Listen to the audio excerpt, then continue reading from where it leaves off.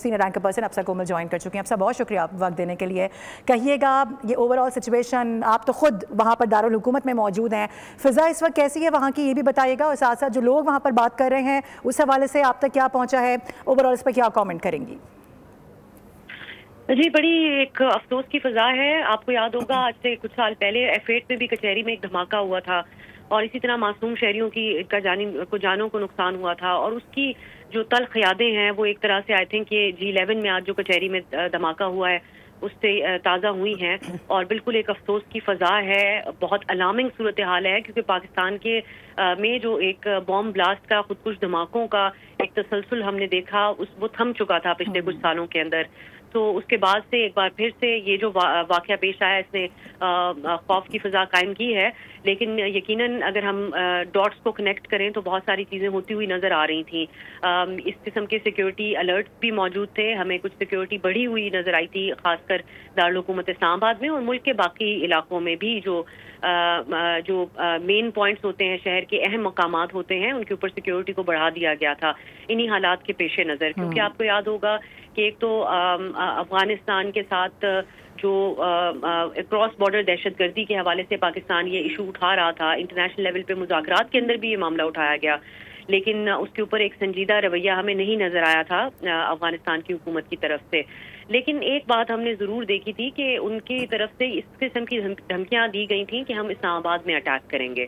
तो आज ये वाक़या पेश आना, यकीनन डॉट्स को कनेक्ट किया जा रहा है, इस तनाजुर में भी इसको देखा जा रहा है, और दूसरा भारत की तरफ भी देखा जा रहा है, क्योंकि उनकी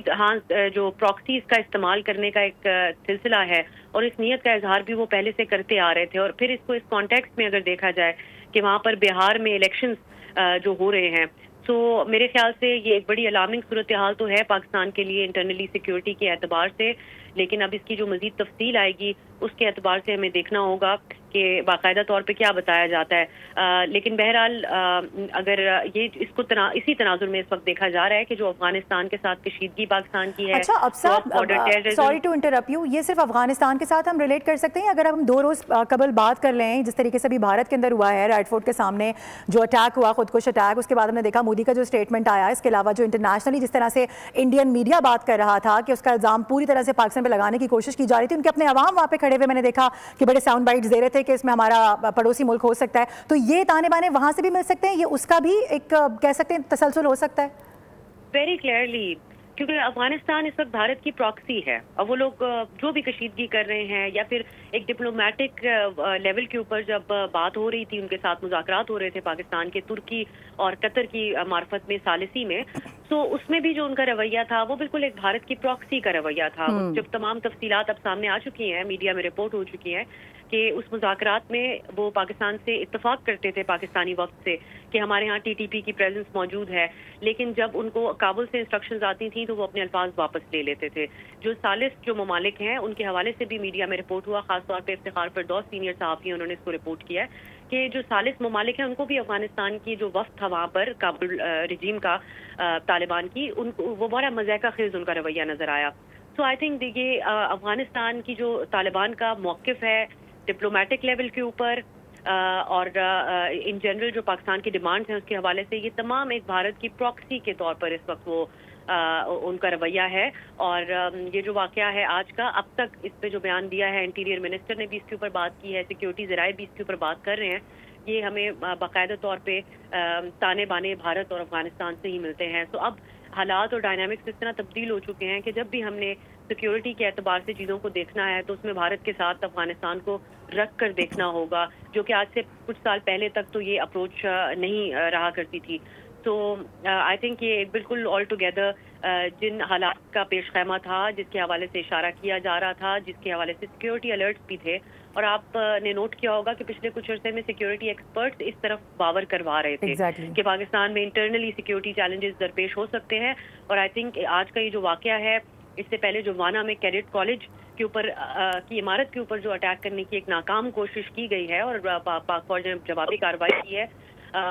जिसकी वजह से एक भारी नुकसान से हम बच गए हैं, ये दोनों वाक़यात के ताने बाने। क्योंकि अभी इंटीरियर मिनिस्टर मोहसिन नकवी साहब बता रहे थे कि वाना में अटैक करने वाले जो है वो अफगान शहरी थे। So I think it is all connected. لیکن آپ نے جس طرح آغاز میں مجھ سے پوچھا، اسلام آباد میں یقینی طور پر اس دور کی یاد تازہ ہوئی ہے جب بام بلاسٹ بہت تواتر کے ساتھ ہوا کرتے تھے، اور خاص طور پہ F8 کچہری میں ہوا تھا جس میں بڑی تعداد میں جانی نقصان ہوا تھا. اور اسی طرح آج بھی یہ ایک بڑا جانی نقصان ہے. ہمیں دیکھنا ہوگا کہ پاکستان کا اس کے اوپر کیا رد عمل سامنے. اچھا، اگر ہم ریسنٹ پاس میں چلے جائیں اب ساتھ، تو ہم دیکھتے ہیں کہ ایران کے ساتھ پاکستان کے معاملات کافی خراب تھے، پھر وہ انٹلیکچولی اور میوچولی اس کو ٹھیک کیا گیا. آج ایران پاکستان کے ساتھ کھڑا ہے. ایک جانب ہمارا دشمن بھارت ہے جو کہ ازلی دشمن ہے، لیکن ایک اور دشمن ہے پاکستان کا اس وقت ہمیں آ کے دکھا رہا ہے جو کہ افغانستان ہے. تو اب اس خطے کو امن کے لیے کس طرح کے اقدامات اٹھانے کی ضرورت ہے؟ آلریڈی ہمارے جو سینئرز ہیں وہ کر رہے ہیں اس پر بات، جو ہماری جتنی بھی قیادت ہے وہ کوشش کر رہی ہے کہ خطے میں کسی طرح سے امن لے کر آیا جا سکے. ظاہر ہے مذاکرات کی چیز ہوتی ہے، ٹیبل ٹاک ہوتا ہے، لیکن اگر وہ نہیں ہوتا، خدا نخواستہ جس طرح سے ہم دیکھ رہے ہیں وہ ساری چیزیں تو ناکام ہوتی نظر آ رہی ہیں. What is the another way to get peace in this situation? میرے خیال سے معروف پاکستان کو جو خطے کے دیگر ممالک ہیں ان کو اعتماد میں لے کر، اور یہ اس بات کی ریئلائزیشن موجود ہے، یہ بات اب آن دا ریکارڈ ہے کہ خطے کے دیگر ممالک بھی افغانستان کی سرزمین پر اتنی پریزنس دہشت گردوں کی ہونا اور اتنا ایزیلی ان کو آپریٹ کرنا، امریکہ کا چھوڑا ہوا اسلحہ وہاں پر ایزیلی ایکسیسیبل ہونا ان طالب دہشت گردوں کے لیے، کیونکہ مختلف گروپس وہاں سے آپریٹ کر رہے ہیں، TTP بھی ہے اور دیگر بھی ہیں. تو یہ اس کو لے کر بہت پریشان ہے. سو نہ صرف پاکستان جو کہ ایک پڑوس میں ہے، ایک اس طرح کی کریٹیکل سچویشن کے اندر ہے کہ ہمارے پڑوس میں افغانستان ہے اور اتنا طویل ہمارا بارڈر ہے ان کے ساتھ، تو جو دیگر خطے کے ممالک ہیں ان کے ساتھ مل کر ایک مشترکہ پلان ترتیب دیا جانا چاہیے جس کے تحت. ٹھیک ہے، ابسا قطع کلامی کی معذرت، آپ کا پوائنٹ آ گیا ہے، اب ساتھ ہی رہے گا.